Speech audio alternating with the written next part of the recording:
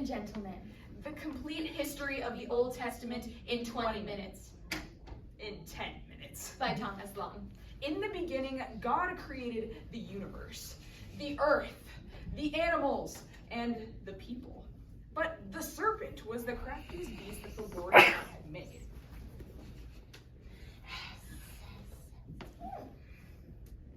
Come on, try it. Just one bite of forbidden fruit isn't gonna hurt you. Oh, I don't know. Okay. Eve, isn't this the stuff we're not supposed to eat? Please, everybody's doing it. Who else is there besides you and me?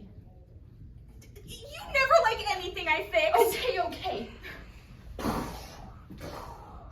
Adam, because you have eaten from the tree which I forbade you, dust you are, and to dust you shall return. But the day would come, God said, when a child of Eve would crush the power of the serpent. But many years of grief and waiting lay between this promise and its fulfillment. Sinning spreads a new disease. Men build sick societies. God observes what man has made, decides to rain on his parade. Huh? The Lord said to Noah, there's gonna be a floody, get those children out of the muddy children of the Lord. The Lord told Noah to build him an arky, build it out of hickory, barky children of the Lord. Approximately 400 years later. Extra, read all about it. Defiance of regulations leads to meltdown at Sodom and Gomorrah. Members of Lot's family flee city. One is assaulted. And Supreme Being reopens contract negotiations. Ooh. Abraham, you will be the forefather of a great nation.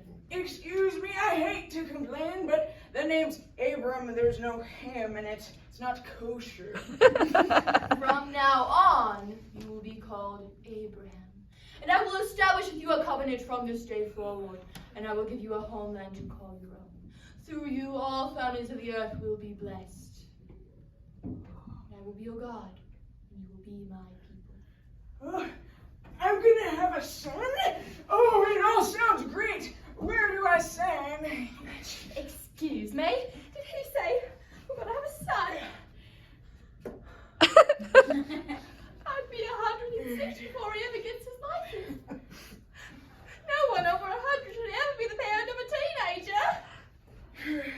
Hi, Mom. Hi, Dad. I've got a family to write about 2 chapters. Good. We'll get the human sacrifice part out of the way. Sure, Isaac. I'll go get the knife. Now there came a time when the Lord God renewed with Isaac's son Jacob the covenant he had made with Abraham and Isaac, and the sons of Jacob numbered 12. Now Joseph was the son of his old age. When his brothers saw that their father loved him more, they hated him and thought, We ought to sell Joseph to some hairy Ishmaelite.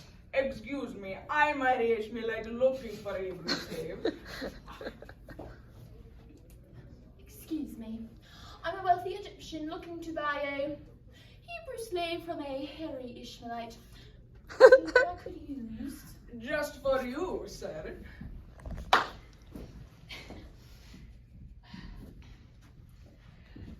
Joseph, I'm the wife of the wealthy Egyptian, and I'm looking for cheap thrills.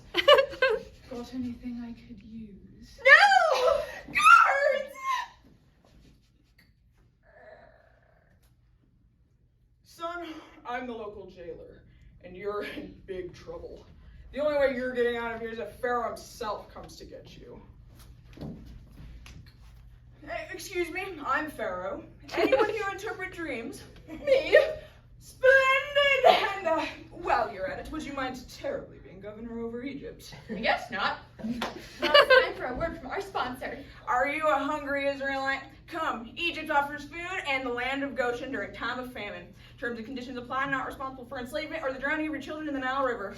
Now back to our regular program. Brand new Pharaoh Egypt picks. Quite a change in politics.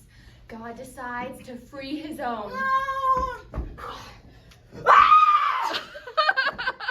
Moses, I have chosen you out of all mankind to lead my people to the land which I promised. Fear not, for I will go with you. Take your brother Aaron with you if you must, but go! 10 plagues later, Moses leads an exodus. All right, everybody, listen up. You are God's chosen people. You're gonna have to clean up your act. Let's see. Now, take these 2 tablets and call me in the morning if there's any change.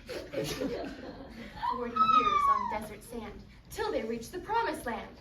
Now, the people of Israel began to worship idols. God grew angry with them and delivered them into the hands of their enemies. When the people of Israel were in great danger, they would cry out to the Lord, and he would raise up a judge, a mighty leader to save them. Stand back, you pagans! This is Deborah you're dealing with, and I'm twice the man of any Canaanite in the room. Down on your knees, Midianites! Down on your knees, upon the mighty Gideon! Out of my way, you mangy Philistines. The mighty Samson is here.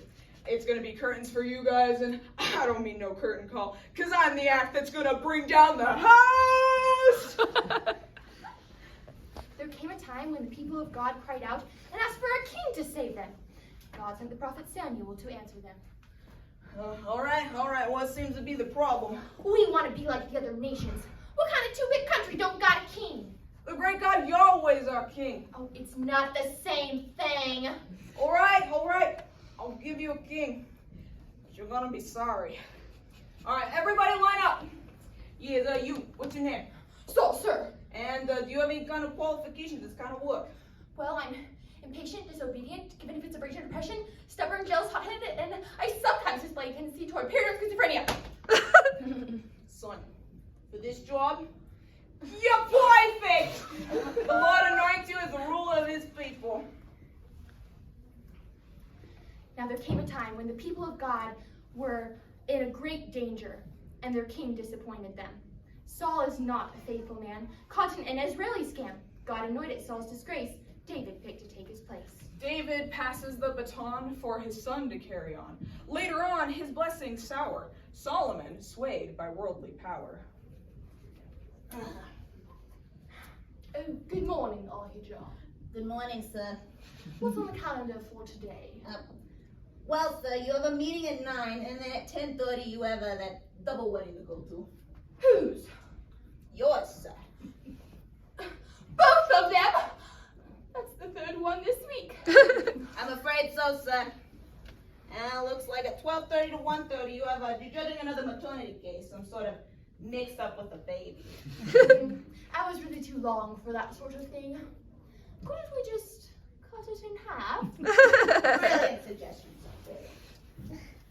Looks like at 3 you have that plan to. It looks like you have a meeting to plan the interfaith prayer breakfast. Oh, do I have to be at that? Tell them to invite the priest of Baal and Tamash. I got a lot of political connections riding on this thing. A little idol worship isn't going to hurt anything. If you say so, sir. Saul, by his sinning, he fumbles.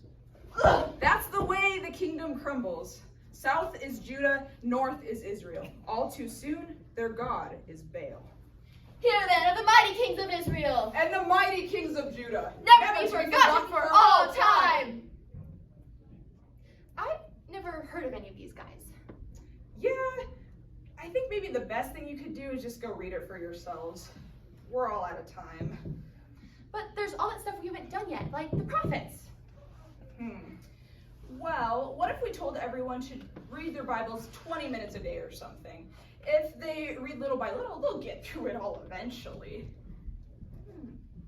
For now, we must not leave God's people without a hope and without an ending to the story. They should know that God is faithful to keep his covenant. Behold, the people who walked in darkness have seen a great light. For unto you a child is born, unto you a son is given. This is what the whole Old Testament is leading up to. But don't take our word for it. Go read it for yourselves. And that's a wrap.